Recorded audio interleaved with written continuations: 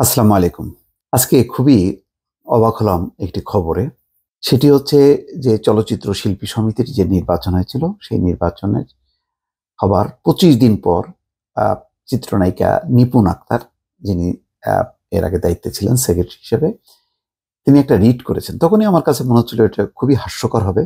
এটা খারিজ হবে হয়তো, এবং এটা একটা হাস্যকর বিষয়, এবং সাথে সাথেই ডিপজল, তারপরে বিশা সওদাগর, তারা খুবই বাজেভাবে এটা রিঅ্যাক্ট করেছে তার এই রিট আবেদনটা। এবং সেই রিট আবেদনের আগে প্রথম যেই দৃশ্যগুলো ছিল, খুবই ফুলের তোড়া দিয়ে মালা পরিয়ে অভিনন্দন জানাচ্ছে নিপুণ।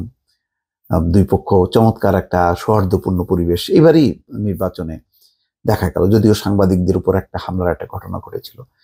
তো ভাবা হচ্ছিল যে এটা এবার তুলনামূলকভাবে অনেক ভালো একটা গণতান্ত্রিক রীতিনীতি অনুযায়ী নির্বাচন হয়েছে, এবং বিজয়ী পরাজিত দুই পক্ষের মধ্যে একটা সৌহার্দ্যপূর্ণ সম্পর্ক থাকবে। কিন্তু ২৫ দিনের মাথায় নিপুণ আক্তার যখন নাকি দায়িত্ব পালনের নিষেধাজ্ঞা চেয়ে এবং নির্বাচনে অনিয়ম জালিয়াতি হয়েছে বলে একটা রিট আবেদন করলে, তখন একটু অবাক হলাম এবং ভাবলাম যে এটা একটা ফাউল গেম হবে। কিন্তু না, দেখা গেল যে না, রেসপন্স করেছে উচ্চ আদালত।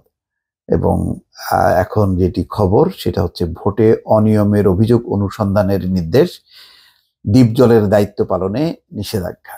তো আবার সেই এর আগের একই অবস্থা হয়েছে, দফায় দফায় কোর্ট কাচারি করতে করতে পরে সেই জায়েদ খান, সে আউট, নিপুণ দায়িত্ব পেল। তখন সবাই নিপুণের পক্ষেই ছিল, তিনি জিতেছেন। আর নারী হিসাবে তো একটা স্বাভাবিকভাবেই সবাই তার পক্ষ থাকে বা একটা সহানুভূতি থাকে।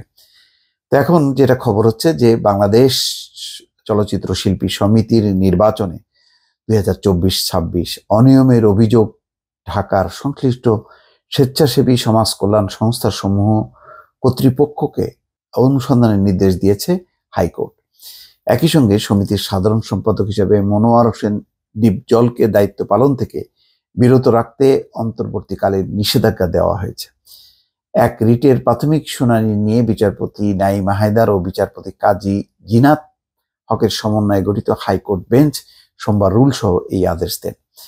অনিয়মের অভিযোগ তুলে সমিতির নির্বাচনের ফলাফল বাতিল এবং নতুন নির্বাচন অনুষ্ঠানের নির্দেশনা চেয়ে ১৪ই মে রিটটি হয়। রিটটি করেন সমিতির সাধারণ সম্পাদক পদে পরাজিত চিত্রনায়িকা নাসরিন আক্তার ওরফে নিপুণ আক্তার।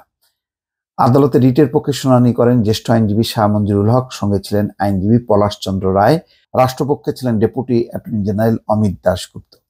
পরে আইনজীবী পলাশ চন্দ্র রায় প্রথম আলোকে বলেন, হাইকোর্ট রুল দিয়ে ওই নির্বাচনে অনিয়মের অভিযোগ সংশ্লিষ্ট স্বেচ্ছাসেবী সমাজ কল্যাণ সংস্থার সমূহ কর্তৃপক্ষকে অনুসন্ধান করতে নির্দেশ দিয়েছেন।